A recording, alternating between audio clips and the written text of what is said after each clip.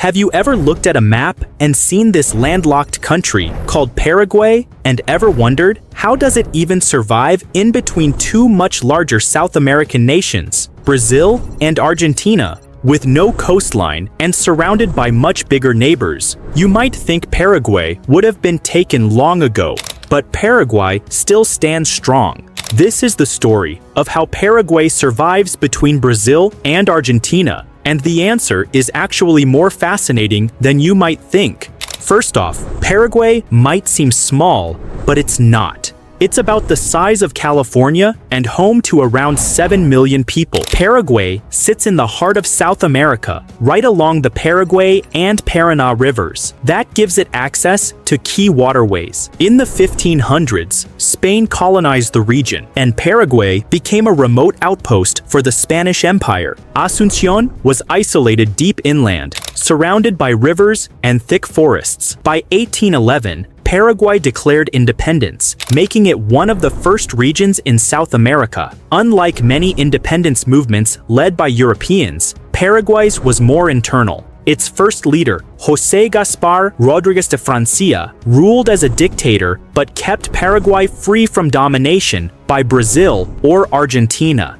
But independence wasn't easy. In the mid-1800s, Paraguay came under the leadership of Francisco Solano López, who dreamed of turning Paraguay into a major power. He built a strong army and modernized the country, but his ambitions triggered the most devastating war in Paraguayan history, the War of the Triple Alliance, fought from 1864 to 1870.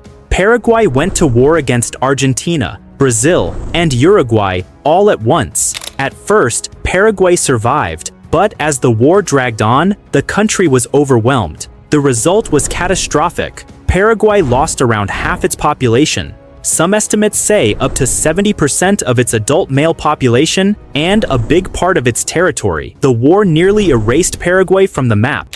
But yet, Paraguay still survived. In the 20th century, it faced another major conflict, the Chaco War with Bolivia from 1932 to 1935. This time, the fight was over the vast, dry Gran Chaco region, rumored to contain oil.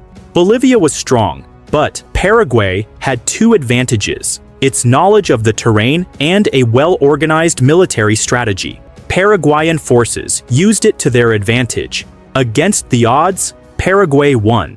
Today, Paraguay survives through neutrality. Its rivers, the Paraguay and Paraná, are its lifelines, connecting it to the Atlantic Ocean and giving it access to global trade despite being landlocked. It also shares massive hydroelectric dams with its neighbors, Itaipu with Brazil, one of the largest dams in the world, and Yacyretá with Argentina. These projects not only power Paraguay with abundant electricity, but also tie its economic survival directly to cooperation with its bigger neighbors. So how does Paraguay survive between Brazil and Argentina? Because of its geography, its resilience after devastating wars, and its ability to reinvent itself as a regional connector rather than a regional power today. Paraguay's story proves that even a landlocked country with one of history's worst odds can survive in one of the toughest regions in the world.